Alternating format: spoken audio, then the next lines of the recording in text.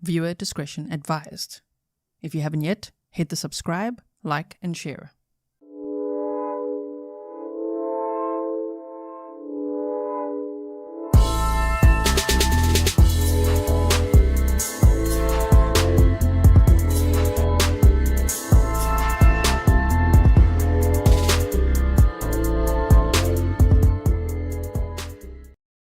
Hello everyone and welcome back to another live stream with me, Gisela K. This is Grizzly True Crime, and today we're going to be updating ourselves on a case that I actually covered in December of 2022. If you are an OG from back then, maybe you remember it.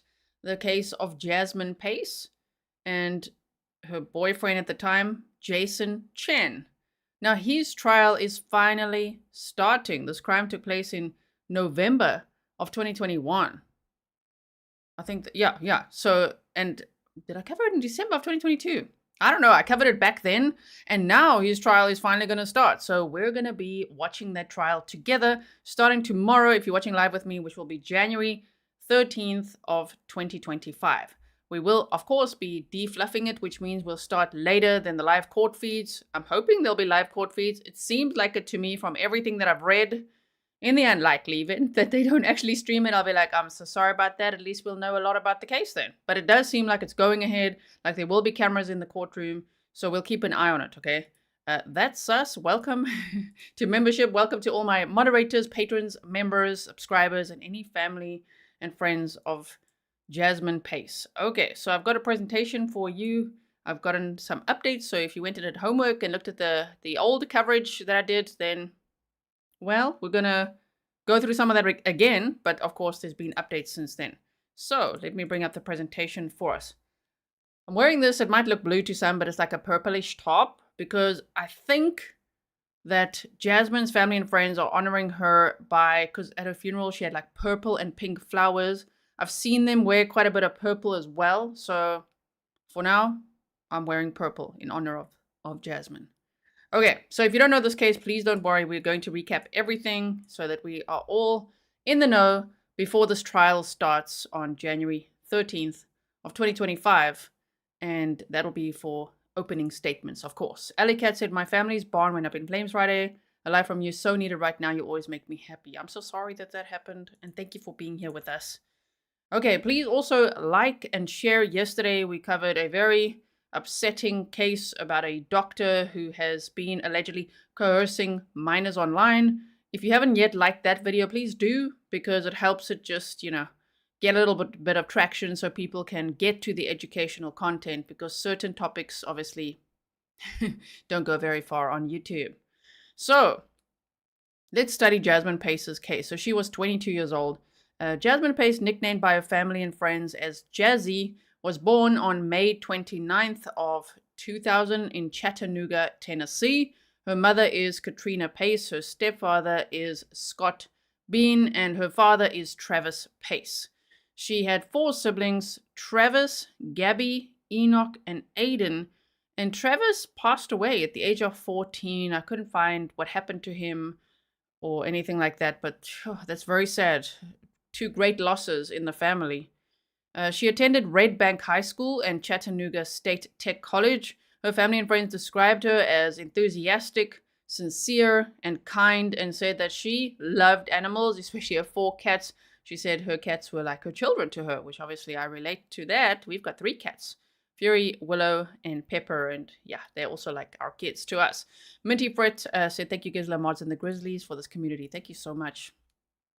So she was last seen, and there's the confirmation. I was just like having a moment of doubt there. 2022, on November 22nd of 2022, and she was murdered, and she was only 22 years old. And the scary thing is that the guy who's accused of murdering her, she'd only dated for just a few months. She didn't know him for very long. So that's very upsetting. So check this out. This is the guy that's now going to be on trial from tomorrow. Jasmine, 22, met Chen, also 22, on a dating app in 2022. He was born September 11th of 2000. He lived in the North Shore area of Tennessee, and he graduated from Nolensville High School. In 2022, he was a college student at the University of Tennessee in Chattanooga, studying computer science. His mother actually said his mother's originally from China, so when she's been at the court hearings, then they've had a translator there for her, and she said he was about to finish up his degree, the time of his arrest. They'd only been dating for a few months when Jasmine went missing. Former classmates said that he had a reputation of impersonating other students online. And initially I thought maybe it's to try to connect with them. Not that that's any excuse, but they say he was trying to, based on what their experience was. So take it with a grain of salt. It's coming from their reports on social media. But they felt that he was trying to get personal information from them. So that's weird. That, his former classmates were like, whoa, this dude's the red flag, right? So his personality is just very off. He's not very good at social cues and things like that, said a middle school classmate. So he's been a red flag for a long time, by the sounds of that. A university classmate said he just kind of gave off this weird vibe. He just kind of unsettled people and with just how he behaved. A former roommate, Ryan Barrett, said that he locked his bedroom door and slept with one eye open because Jason made him feel so uncomfortable. He said Jason's behavior could include mood swings, aggressive behavior, or other concerning actions that led him to feel unsafe. Linda Coates, thank you for that information. I couldn't find anything like that. You said Travis was killed in an ATV accident. That is so sad. I'm so sorry to hear that. Okay, so we've learned a bit there about Jason Chen. So what happened? On Tuesday, November 22nd of 2022, Jasmine was last seen on surveillance leaving her parents' home at 11:27 p.m. Now, apparently her grandmother had just passed away and she was actually grieving the loss of her grandmother and was seeking comfort from this boyfriend. So to think what happened next is just absolutely devastating. At 11:43 p.m., she arrived at Jason's apartment. Now, it sounds like her parents hadn't yet met Jason. They just knew that she was connecting with this guy and getting to know him and that he studied IT at the university. It wasn't all that serious. So by 2:15 a.m. on November 23rd of 2022, neighbors said they heard a woman screaming from the apartment. And they said it was more than yelling. Now, again, you know what I'm going to say already. Why did they not call the police? Nobody called the police. Nobody checked on the apartment. I know it's early morning hours and maybe they felt like it's not my business, but I feel like it's my duty to tell all of us. If you see something, say something. If you hear something, call the police. You just never know. It could save a life. She's screaming in a way that's making everyone feel like, ooh, something very hectic's going on in there, but nobody calls the police at all. Hindsight's 2020. I'm not trying to snark at them. I'm just trying to always draw lessons from these cases. Pixie Dust, thank you so much. So at 2:18 a.m., Jasmine shared her location with her mom via text message. So that is sad because she knew, I'm sure then, based on just the whole situation, this unfolding here, that her life was in danger. So she sent her location to her mom. Smart thing to do. At 2:54 p.m. So now that's that next day, daytime.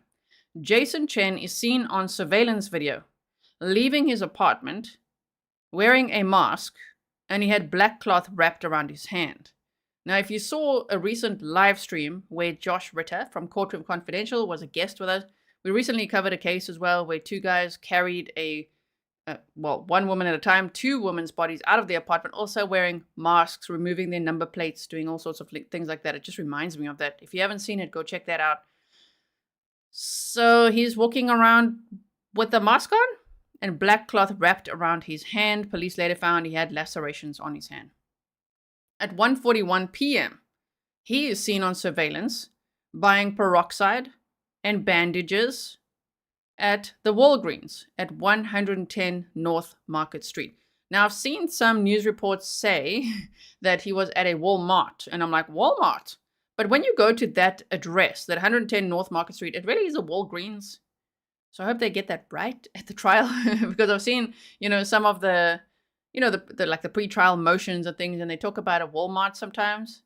Initially, it was reported as a Walgreens, so Gotta clarify. We gotta clarify that, right? So at 7:03 p.m., he was seen back there buying rubbing alcohol, more peroxide, and paper towels. So this guy's wearing a mask and got a black cloth around his hand and buying all these things. Peroxide, bandages, rubbing alcohol, more peroxide, paper towels. Yes, Rob says busted with the cleaning supplies. Right? Oh, man. So that's apparently a picture of Jasmine from surveillance leaving her parents' home. Now, at 8:26 p.m., he is seen on surveillance leaving his apartment at 110 Tremont Street. And at 8:27 p.m., Jasmine's car is driven to the Signal View Apartments on 900 Mountain Creek Road, which is quite a few miles away. We'll look at the map later. Okay. And apparently her sister saw the car, we'll get to that just now, where she said it didn't even look like a car, it was so clean. So he even cleaned the car meticulously. Now at 8:30 p.m., Jasmine Pace's car is seen on surveillance camera being driven by someone matching Jason Chen's outfit. Now on the screenshots on the right-hand side, that would be from, again, pretrial motions and court hearings that have happened along the way before we can now get to trial. That would be a picture of him in the Walgreens. And he apparently bought those items, but he registered it as asparagus. Now I can see that because they showed this receipt. But the way that the lead detective said on the stand was that he was pretending that he was buying asparagus when really he was buying all this other stuff, right? So on Thursday, November 24th of 2022, Jasmine's family were really excited to see her for Thanksgiving. Her mom got a text from Jasmine saying that she was going to go meet a friend in South Carolina. However, this friend later confirmed that there were no plans made and that she actually lives in Kentucky and not South Carolina. So now here we have allegedly a guy pretending to be Jasmine using her social media accounts, right? Oh my goodness. So, and making up that, yep, hi mom, I'm not gonna be there at Thanksgiving. I'm just gonna go and visit a friend in South Carolina. And when her mom gets hold of the friend, nope, sorry, and I don't live there either. I mean, wow. Linda, thank you so much. Kay Wood says, have they picked the jury already? They actually have already picked the jury. They're going to be sequestered. We'll get to the trial details in this presentation as well.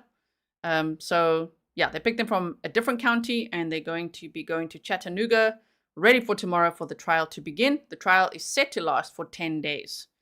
So that's not too long, but I think it's going to be very intense as well. Okay, so let's continue with the timeline.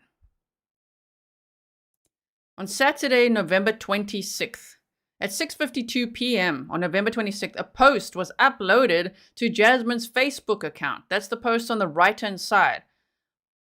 This guy, allegedly, uploaded this picture of Jasmine, a revealing picture for all the world and her family to see. Everybody, obviously, we've also got a screenshot. I just wanted to show you what it looked like.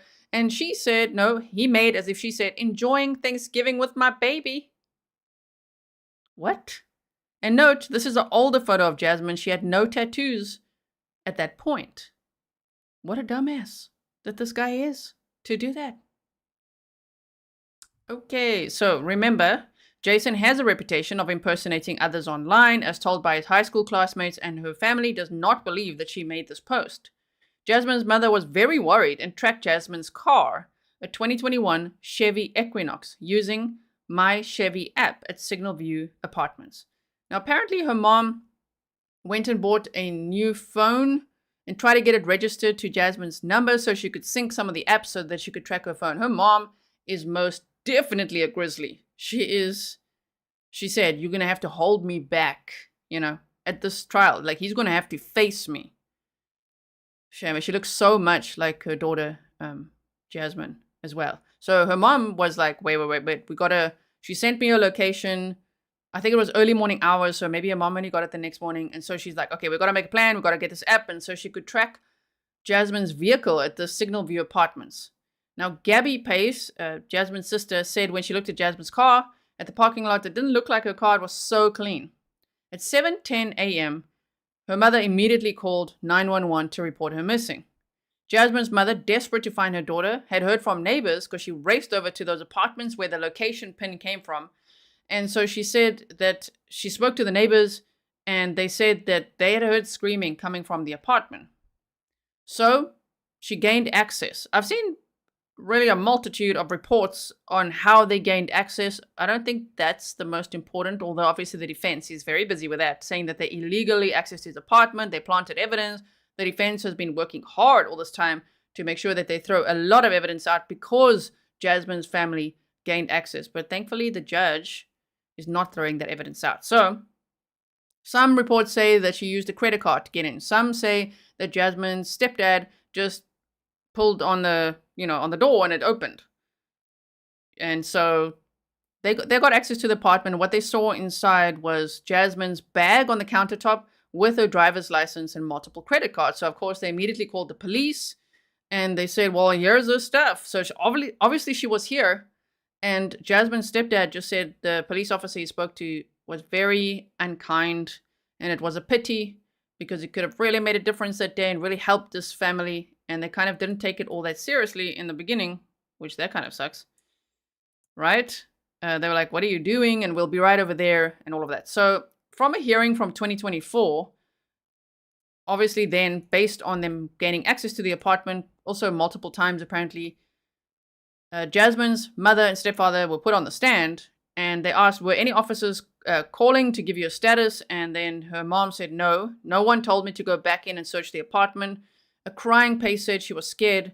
And then she said they didn't tell me she was chopped up. Pace's mother testified what she took out of Chen's apartment, phones, tablet, notebook, and anything she thought could help someone find her.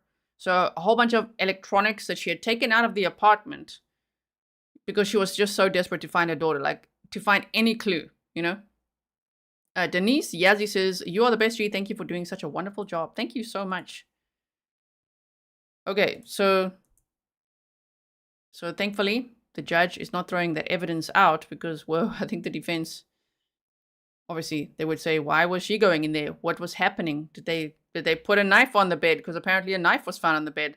But other reports have also said the apartment was quite empty. So I'm looking forward to hear a lot of these details in the trial because, oftentimes before a trial begins, we know some, but we learn so much more at the trial. So I hope that you'll be ready to watch this trial with me starting tomorrow. Now, Sunday, November 27th of 2022, police could not locate Jason, but they arrived at his apartment with a search warrant. Jasmine's mom had Jason Chen on the phone approximately for 71 minutes, which is actually a long time to keep him on the phone, over an hour, where he's just talking and apparently making up lots of lies. Like, oh, he hasn't really seen Jasmine and just all kinds of crap. He was hiding out where? Where do you think he was hiding out? Oh, he went straight to Mama's house, everybody. Of course he did. We see that in so many of these cases, like straight to the parents' house in Nolensville, Tennessee. And so he wasn't at the apartment when these phone calls were made. But obviously Jasmine's mom was there, the police were there, they've got the search warrant. Now, once inside, they discovered blood stains on the living room floor, bathroom grout, bedroom carpet, and blood spatter on the bathroom wall. They also found cleaning supplies and fragments of glass. The lead detective said when they used that luminol or blue star reagent, he'd never seen so much blood at a scene in his life. So much of a reaction.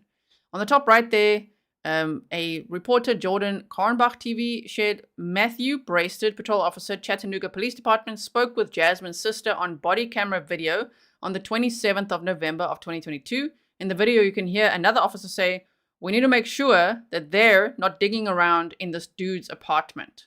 Of course, because then they'd be like, oh yeah, that could mess up the investigation and the trial and all of that.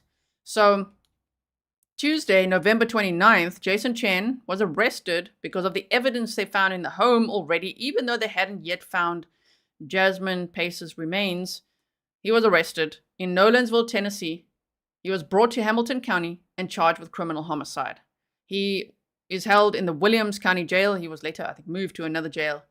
But yeah, he was initially charged with that.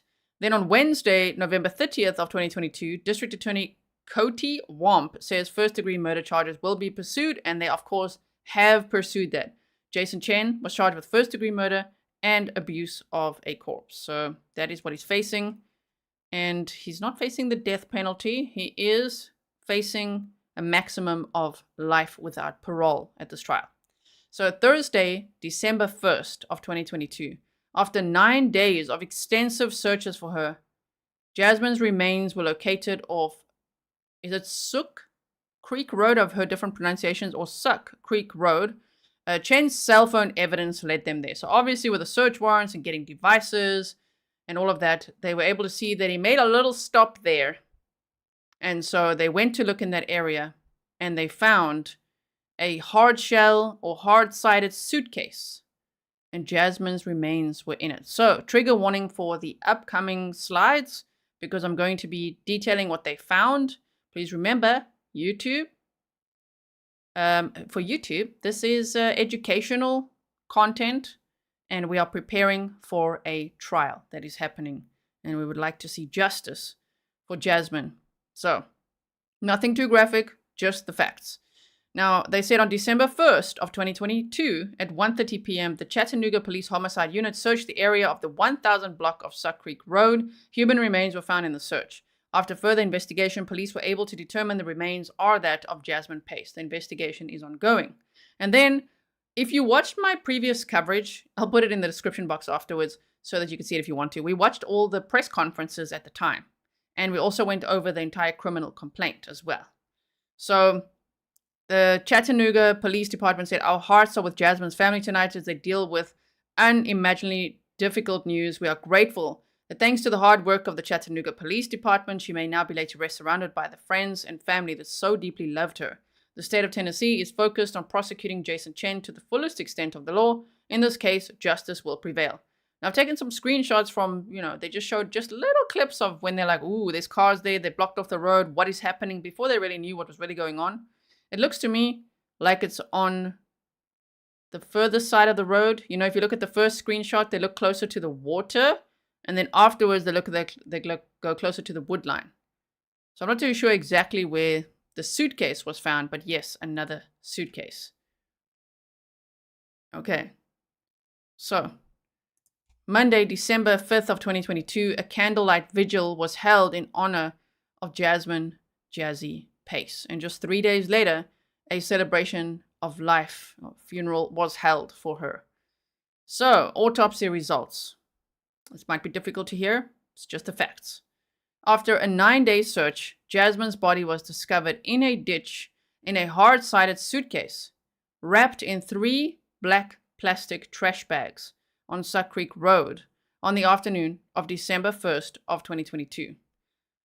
Her ankles were handcuffed and shackled to her right arm. She was in fetal position and had rust marks from the wet handcuffs on her ankles, wrists, right thigh, and right arm. In September of 2023, the Hamilton County Medical Examiner, Dr. Stephen Cogswell, said that Jasmine was stabbed 60 times. 60 times in her neck, back, and arm.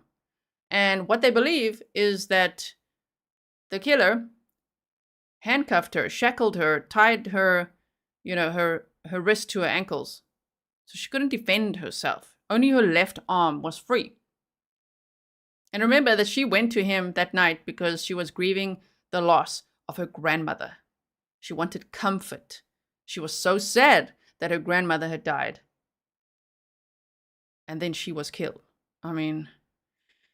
So she suffered major damage to her right jugular vein, her larynx, right lung, ribs, and other arteries. Part of a knife was found broken off and embedded in her lung. She had many defensive wounds. Most of her injuries were found on her right side, which correlated with Jasmine being bound in the fetal position. She had severe swelling in her brain. Toxicology tests revealed a negative drug screen and negative blood alcohol screen. What the hell is wrong with this guy? Okay, so these are screenshots from as the gavel drops. So I'm not too sure, because obviously I think it's coming from Facebook. I'm not too sure who exactly the author of these posts is, but I wanted to read it to you. So take it with a grain of salt, but I just want to read this bit to you. This was posted on December 9th of 2022 on social media. The news article lists a disclaimer. Details are disturbing. The media doesn't begin to cover the magnitude of how disturbing this is, so let me be a voice for sweet Jazzy. She thought Jason was someone that she could trust. She turned to him the night our grandmother passed away. So family, I think this is family, right? Leaving the hospital and going to his apartment shortly after, not realizing that she would also die hours later.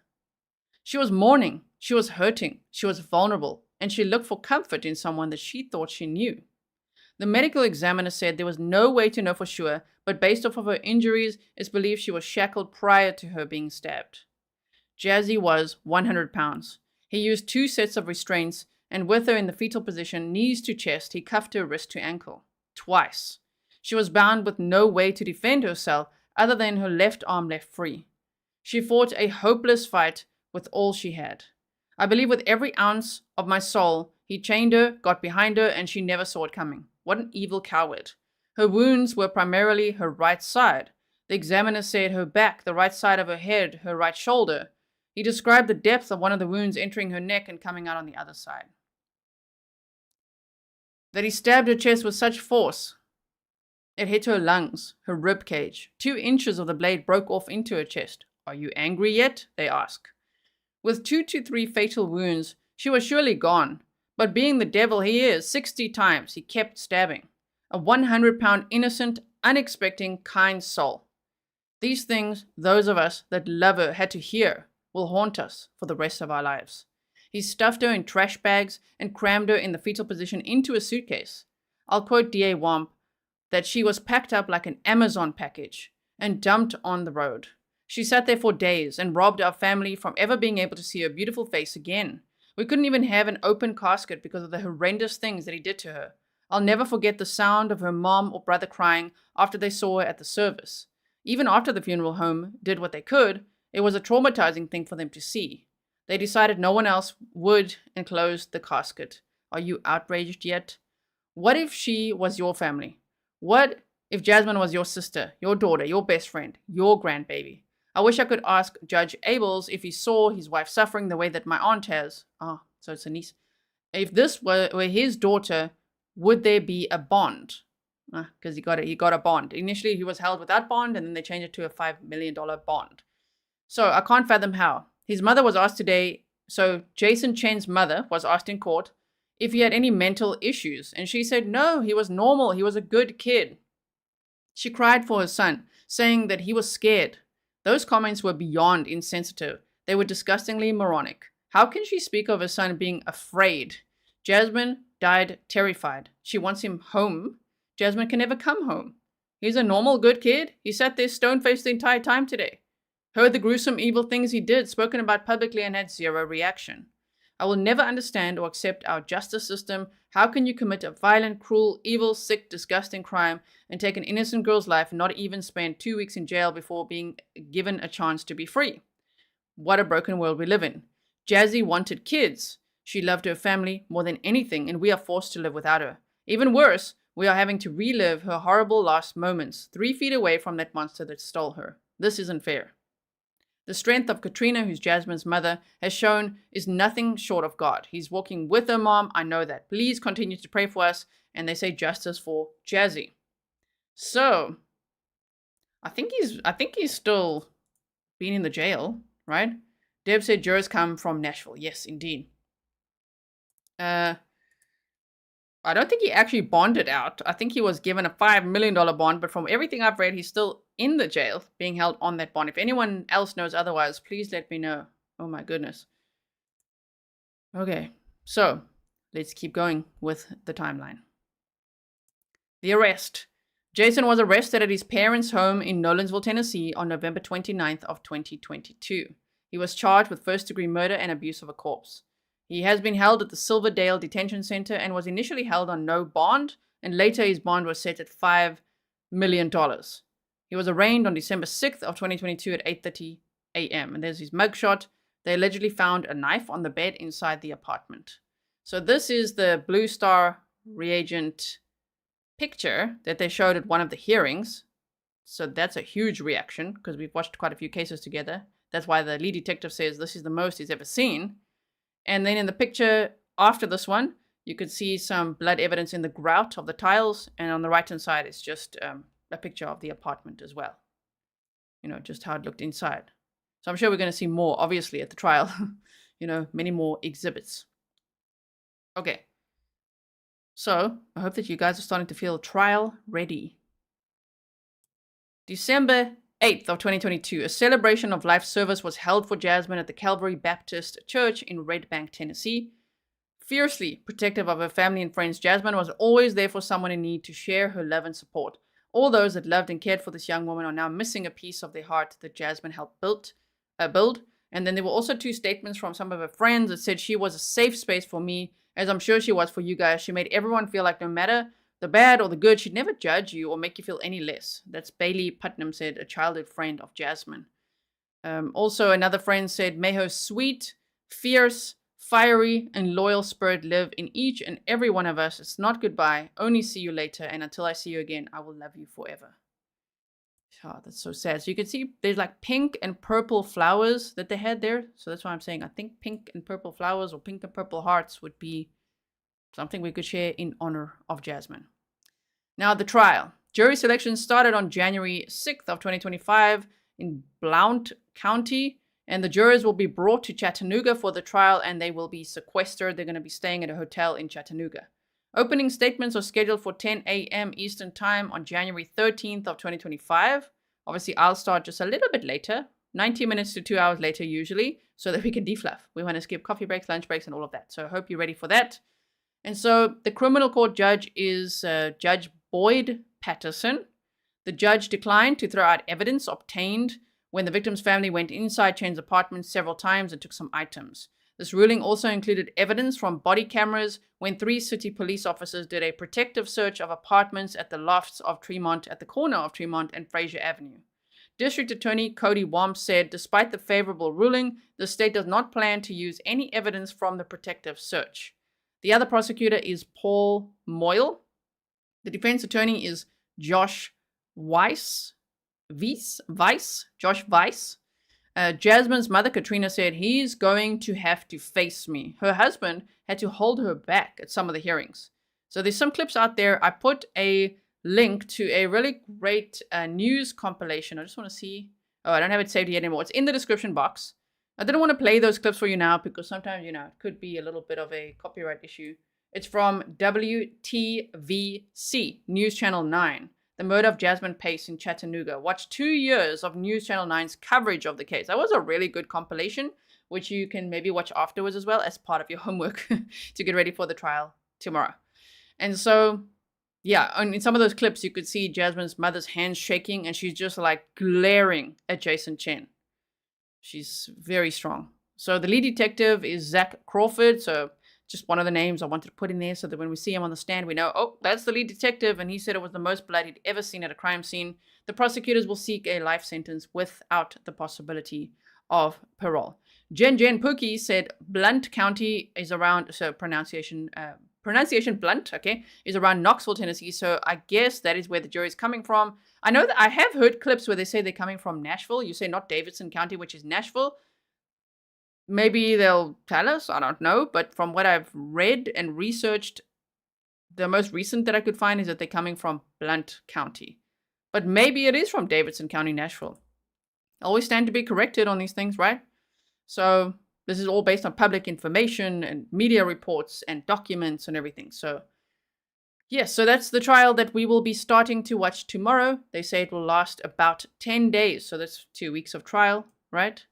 And let's hope that there will be full justice for Jasmine Pace. Are you ready to watch that with me? I hope so. So now let's do some map time.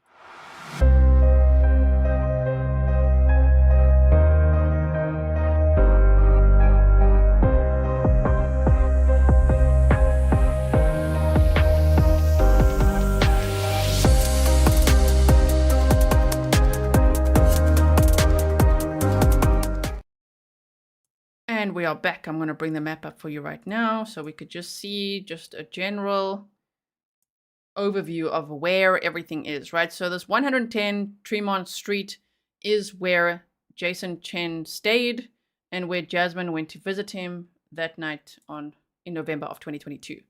So if we just, yeah, it would be this apartment block here, and apparently it was apartment 210.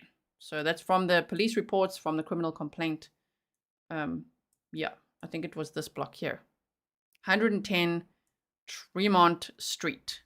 Then, and I mean, as I say, look, there would be a lot of neighbors.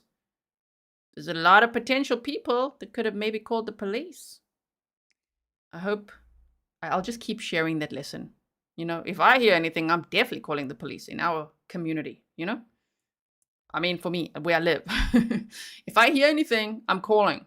So you just never know if it's going to save a life. At that point, when Jasmine was screaming, she was sending her mom her location, and you just never know how quickly police could get there. So the Walgreens is this one that they mention at this 110 North Market Street. Okay? Walgreens, not Walmart. So the better update us if it was Walmart, okay? But Walgreens, he went there to buy all those cleaning supplies, the peroxide, the bandages, the paper towels, and registering that as asparagus. Right. And so where he drove north to leave Jasmine's vehicle that was also cleaned at this 900 Mountain Creek Road. He just drove her car there and he left it there. I don't know how he got back. I wonder if he got an Uber, taxi, walked, for all we know, who knows. Okay, so that was there. And then if we just zoom out a bit, he probably had her in the vehicle and then went to a car wash, is what I'm going to assume we're going to hear at this trial, right? Because if he lived at this 110 Tremont Street, and this is where he left a car, but this is where, at this 1000 Suck Creek Road, is where he left the suitcase with her remains in it. I think he would have driven from here, gone north first to this area, dropped off the suitcase with her remains in it, come back and just parked her car at this 900 Mountain Creek Road. And then after that, he literally got the hell out of there and he went to Nolensville, Tennessee, which is somewhere right here. He went to Nolensville, Tennessee to stay at his parents' house. And then, what did he think was going to happen then? No one's going to know? Yeah, Baby Kisser said call his mommy. Well, he went there. Maybe I'm not blaming them for anything, because maybe they just didn't know what he was up to. Like, what? The police are looking for you. Why? You know? So, Rob said, was the car in the wide open? That's a good question. From what I've read, it sounded like he parked it at an apartment block. So this 900, yeah, he parked it at this area. Let's quickly go there. Put the little man there. I like dragging him like that and just dropping him. So yeah, he left it here in a parking lot in, near these apartments. Yeah, as if that's not sus, right? Okay, so I hope you have a good overview of that, because we're probably going to hear about that quite a bit at the trial, just all these movements going from Tremont Street to the Walgreens, back there to clean up, go back to the Walgreens, back there as well. And then he goes and drops off the suitcase, her car, back to his apartment, goes home to Mama's house. Okay, so that's what we have there. I just want to see how long we've been. I do have the criminal complaint here as well. Maybe we don't want to just do this quickly so that we have a really comprehensive overview. It's a lot of repeat from what I've just said, but I do want to make sure that you are very well prepared for tomorrow. I won't make this too long. Rachel, welcome. Beach Bum said, how long is the trial? 10 days is what they said it's scheduled for. I think it could sometimes be longer or shorter, but they said it should take about 10 days. 10 trial days, so it's kind of like 10 business days, I would assume. I didn't hear about them having the trial on weekends. If anybody has any information like that, please email me, grizzlytruecrime@gmail.com. If there's anything you want me to add or to correct, please email me as well. Of course, especially if you're family or friends and there's a detail there that maybe was wrong, please feel free to email me. Okay, so affidavit of complaint, State of Tennessee versus Jason Chen. There's the 110 Tremont Street, the crime scene. So I hope that answered your question. To someone, Ned, who said, where did it happen? Tennessee. Now this writing is absolutely tiny. Thank you to Grizzly Cat for helping me find a higher quality copy, because the copy we read originally in December of 2022, that's when I covered this case first. Whoa, that writing wasn't great. So I think they typed it up, a little bit better after that. This is a copy that's now available out there. So further, the affiant makes oath that the essential facts consulting said offense, the sources of the information, the reasons why his or her information is believable concerning said facts are as follows. On 11/26/2022 at approximately 19:10 hours, Chattanooga police responded to a police report of a missing person at 900 Mountain Creek Road. Upon arrival, patrol officers spoke with Catrina Pace, who stated that her daughter, named Jasmine Pace, further referred to as the victim, has been missing since 11/22/2022.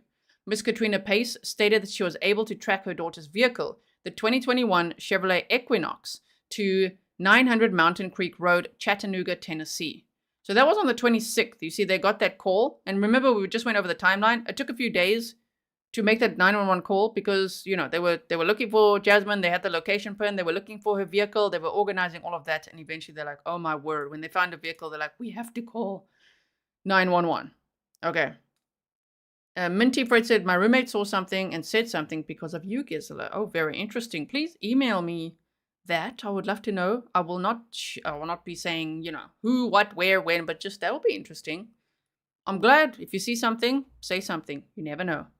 Okay, so on the 27th of November of 2022 at 6:55 hours, patrol officers responded to Jason Chen's apartment at 110 Tremont Street, apartment 210, where they met the victim's family. Patrol officers spoke with Mrs. Pace at the time.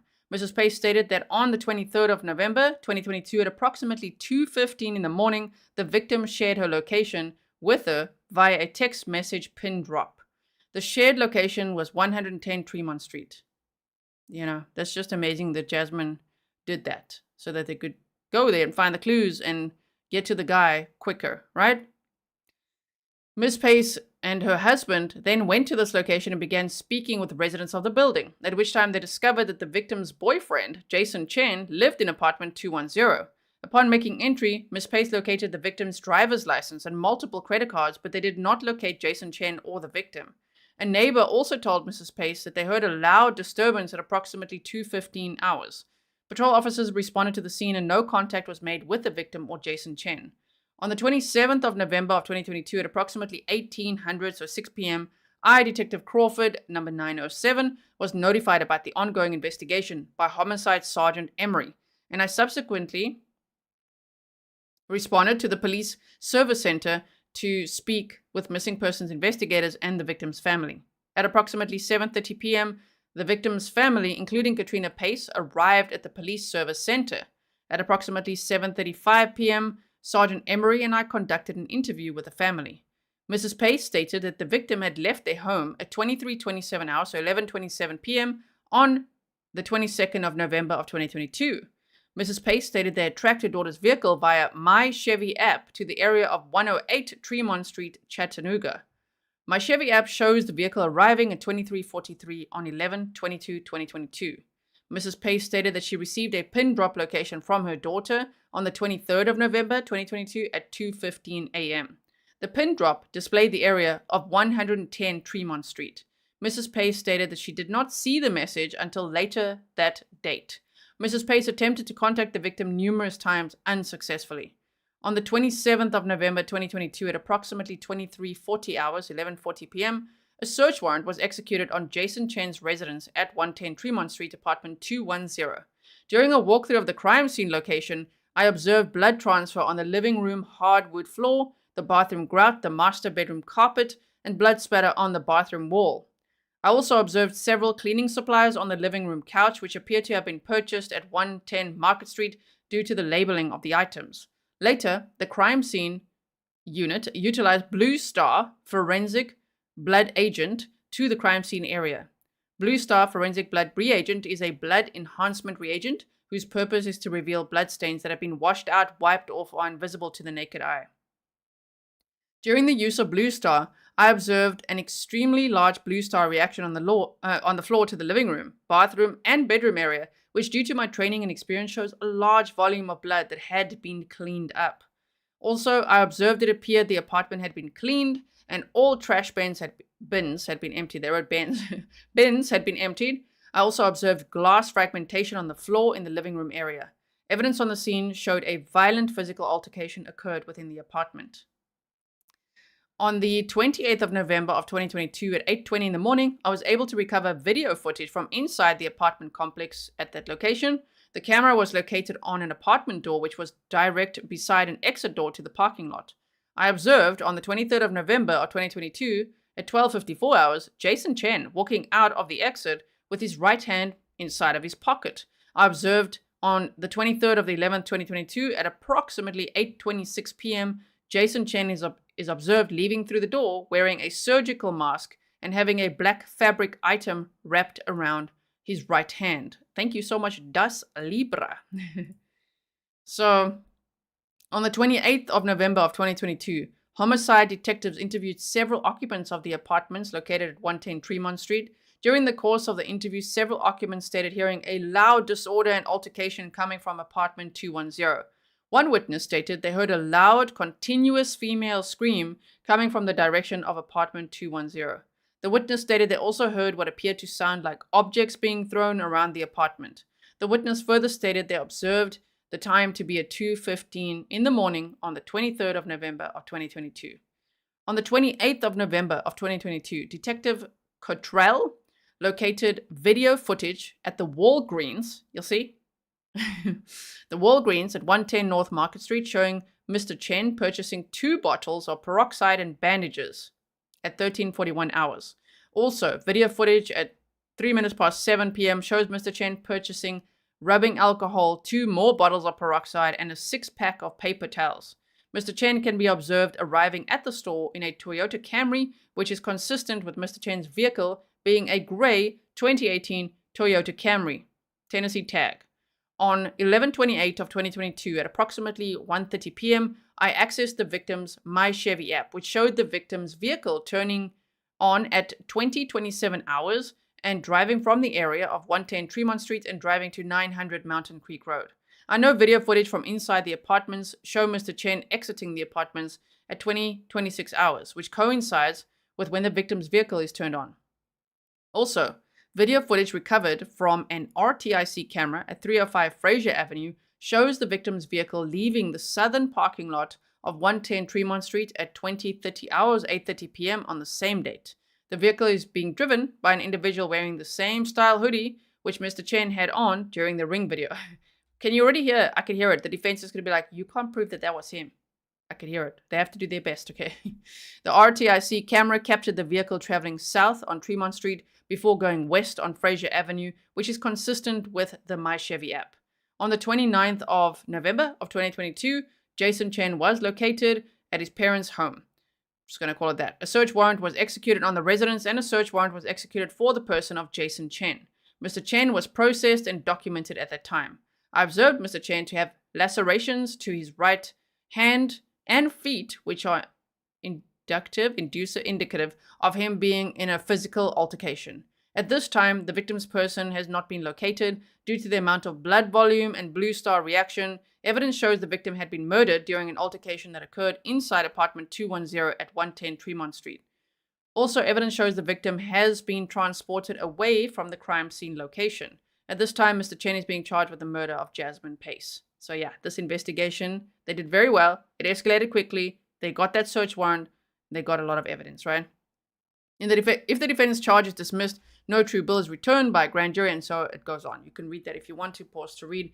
So that is the criminal complaint. Okay, so that's what we have.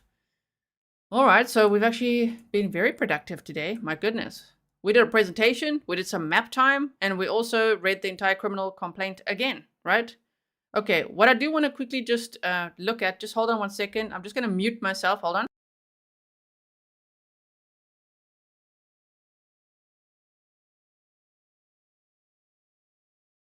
If you wonder what I'm doing, we're just quickly checking. Is he still in jail? Yeah, he's still in jail. He remains in custody at the Hamilton County Jail and Detention Center where he's being held on a $5 million bond. Okay, sure. It's just worried there in this episode. Like, did he bond out? No, that he got a $5 million bond. And maybe at the time from the posts that we read, you know, that were on social media, maybe Jasmine's family were like, how can you give him any bond at all? And I mean, they had no idea if his family is like super wealthy or what. What if he got out? What if he got out? Okay, so tell me, do you feel trial ready? Are we ready for opening statements? Because I'm ready. I've been deep diving this case. We have been deep diving it since December of 2022. And so I'm ready for this trial. It's always nice when we have covered a case, you know, and then we meet again and we watch the whole trial together because we were there back then when it was like, wait, what happened? I think I covered it just when they had, found Jasmine's body. Very sad. Okay, so homework. In the description box, you will find a link to a video compilation of WFTV's, all their footage. They say over 2 years. So it's called The Murder of Jasmine Pace in Chattanooga. Watch 2 years of News Channel 9's coverage of the case. I mean, they've got 471 views. Like, not many people have looked at it. I mean, I just think it's a great compilation to get all the news clips in one go. It's 39 minutes long. So that's your homework. Do you like being assigned homework over here? Grizzly Cat says, thank you. No, thank you. Thank you so much. Grizzly Cat always finds such beautiful pictures of the victims. Oh my goodness. Like I search everywhere for pictures and she always finds such great pictures. And thank you also for the documents, Grizzly Cat. So let me quickly show you an example of what I'm talking about. Hold on 1 second. I'll just wait there and then we're going to go. All right, everyone. So here we go. Look at this picture. Is it this one now? Look at that beautiful picture. Oh my word. She like brightens it up and, you know, just edits it a bit. It just looks so pretty. Shame. 22 years old. I mean, Jasmine was only 22. That is so young. Yes, it's in the description box, the link, okay? It's in there. I think I actually even said, watch this. All right, everyone. So I will see you tomorrow. I hope that Jasmine's family and friends feel like we have their back because we absolutely do. They are very strong. They are feisty. They are grizzlies, but they do need a lot of support, right? So a lot of people are still asking, what time will I start tomorrow? I usually start 90 minutes to 2 hours after the live court feeds start. And I'm assuming and hoping there will be live court feeds based on all the other coverage so far. But when you see it going live with the court feeds, you can expect to see me, 90 minutes to 2 hours later. But don't worry, the stream will be up there for you. So you can click notify me. It's not up yet. It'll be up tomorrow. And I'll see you there. And then we'll watch another trial together. I'm looking forward to watching a trial with you. As sad as the case is, I want to see justice for Jasmine Pace. Sherry, thank you so much. Thank you, everyone. And I will see you again very soon. Remember that if you like and share, that's a free way to support the work that I do. It helps other people also see the videos that I spend a lot of time making for you. All right, everyone. See you tomorrow. Bye.